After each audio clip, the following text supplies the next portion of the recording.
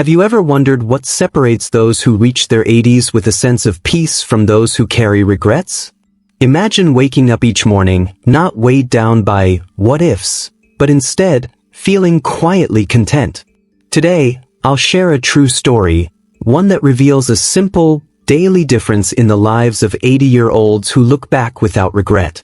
If you're over 50 and searching for a gentler, wiser way to greet each day, this story is for you. Let's step into a morning that could change everything. It was early April in Vermont, the kind of morning when the world feels hushed and expectant. Margaret, now 82, had lived in her weathered farmhouse for over half her life. The kitchen, with its faded curtains and well-worn table, was her favorite place to greet the day. She moved slowly, not out of frailty, but with a deliberate gentleness that comes from years of learning what matters. The kettle whistled softly as she prepared her tea, the same blend she'd enjoyed for decades.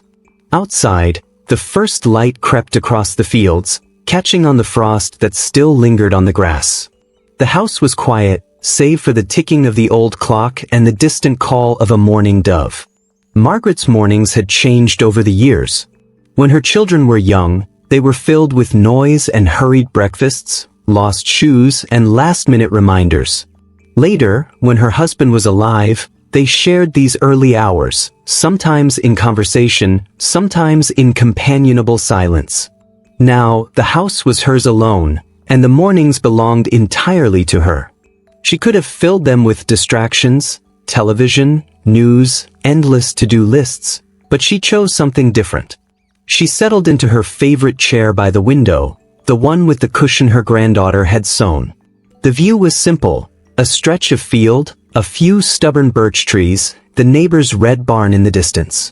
Yet, for Margaret, this moment was never ordinary. It was a pause before the day's demands, a space she carved out for herself, no matter what was waiting on the other side of sunrise. She noticed the way the light shifted, the patterns of frost, the slow awakening of the world outside. This was her time to simply be, to listen to her own thoughts, and to remember that each morning was a new beginning. For Margaret, these quiet moments were not about escaping the past or worrying about the future. They were about honoring the present, acknowledging the life she had lived, and preparing herself to meet whatever the day might bring. Margaret's morning ritual was deceptively simple, yet it held a quiet power that shaped her days. Each morning, after settling into her chair and wrapping her hands around her mug, she would close her eyes for a moment and let her mind drift gently over her life. She didn't force herself to think of grand achievements or dramatic memories. Instead, she searched for one small thing, something real and present, that she could feel grateful for. Some mornings, it was the warmth of the tea in her hands, especially on cold days when her joints ached. Other times, it was the memory of her daughter's laughter echoing through the house years ago, or the sight of a blue jay landing on the fence outside her window. She never rushed this part of her morning. Margaret understood that gratitude wasn't about ignoring life's difficulties or pretending everything was perfect. She had known loss, disappointment, and days when the world felt heavy. But she also knew that if she looked closely, there was always something worth noticing, something that made her heart soften, even if just a little. On days when she felt lonely, she might focus on the comfort of her favorite sweater or the way the sunlight warmed her face. On days when she missed her husband, she would remember a kind word he once said or the way he used to hum while making breakfast. This practice didn't require any special tools or elaborate routines. Margaret didn't keep a journal or follow a checklist. She simply allowed herself to be present, to notice, and to appreciate. Over time, this daily act became a quiet anchor in her life. It helped her greet each day with a sense of openness rather than regret. She found that by starting her mornings with gratitude, she was less likely to dwell on what she wished she'd done differently. Instead, she became more attuned to the small joys and gentle moments that made up her days, and this awareness brought her a steady, lasting peace. Margaret noticed the change in herself gradually, almost imperceptibly at first. The habit of beginning each morning with gratitude didn't erase the challenges of aging or the ache of missing loved ones, but it shifted the way she experienced her days. She found herself less preoccupied with old disappointments or the lingering what-ifs that sometimes crept in during quiet moments. Instead, she became more present, more attuned to the subtle beauty woven into her daily life. She realized that her outlook had softened.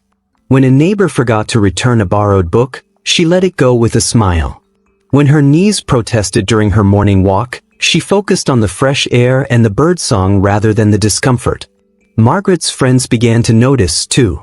They remarked on her calmness, her ability to listen without judgment, and the gentle way she encouraged others to see the good in their own lives. She didn't offer advice or try to fix anyone's problems. She simply shared what she had learned from her own mornings. This shift in perspective brought Margaret a quiet confidence. She no longer measured her days by what she accomplished or what she wished she had done differently. Instead, she found meaning in the ordinary, folding laundry, tending her small garden, exchanging a wave with the mail carrier. Even on difficult days, she could find a moment of gratitude, and that moment was enough to carry her through. For those in their 50s, 60s, or 70s, Margaret's experience offers a gentle reminder that it's possible to change the way we relate to our past and present.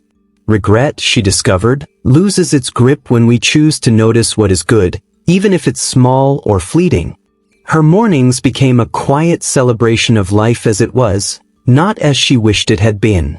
This simple practice allowed her to move through her days with a sense of peace and acceptance, and it invited others to consider what small shift might bring them the same.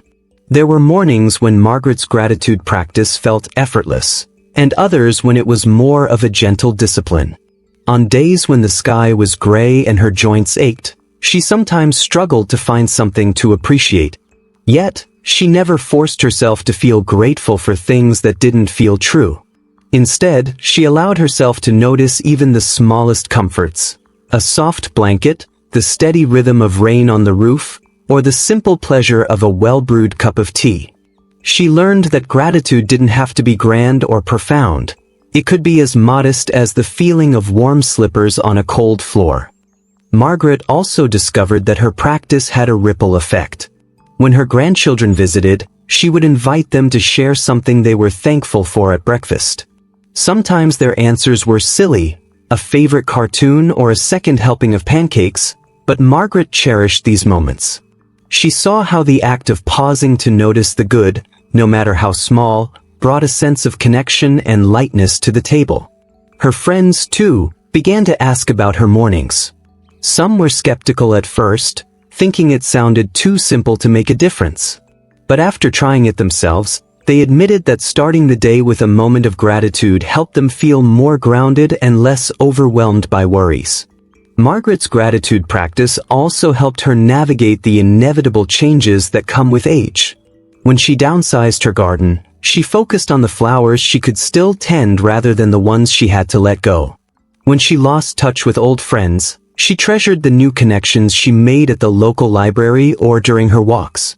She found that gratitude didn't erase sadness or loss, but it gave her a way to honor what remained. Over time, this approach became second nature. Margaret's days were not free from hardship, but her mornings gave her a steady foundation, a quiet strength that carried her through whatever came next.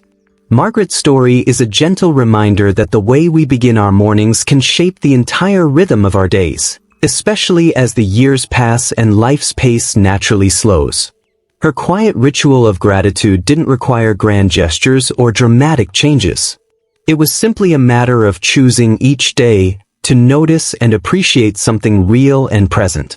Over time, this small act became a thread that wove through her life, connecting her to moments of peace, even when the world outside felt uncertain or her body reminded her of its limits. She found that this practice didn't just soften her own regrets, it also changed the way she related to others. Margaret became more patient, more willing to listen, and more able to offer comfort without needing to fix or advise. Her friends and family felt this shift, sensing a calm steadiness in her presence. She was able to celebrate others' joys without envy and to witness their struggles without judgment. The simple act of starting her day with gratitude allowed her to meet each person and each situation with a sense of openness and acceptance. As the seasons changed and the years continued to unfold, Margaret's mornings remained her anchor. She looked forward to the quiet moments before the day's demands began, knowing that this time was hers alone. Even as she faced new challenges, health concerns, changes in her community, the loss of old routines, she returned to her morning ritual. It gave her a sense of continuity, a reminder that no matter what happened, she could always find something to appreciate. Margaret's experience offers a quiet invitation to anyone who finds themselves looking back and wondering what might have been. Her story suggests that it's never too late to begin again, to greet each morning with a gentle heart and an open mind. In the end, it was this simple, daily choice that allowed her to look back on her life with a sense of peace, free from the weight of regret, and to move forward with hope for whatever the next day might bring. If this story resonated with you, consider subscribing to The Quiet Start for more gentle wisdom. Or, simply reflect, what's one small thing you're grateful for this morning?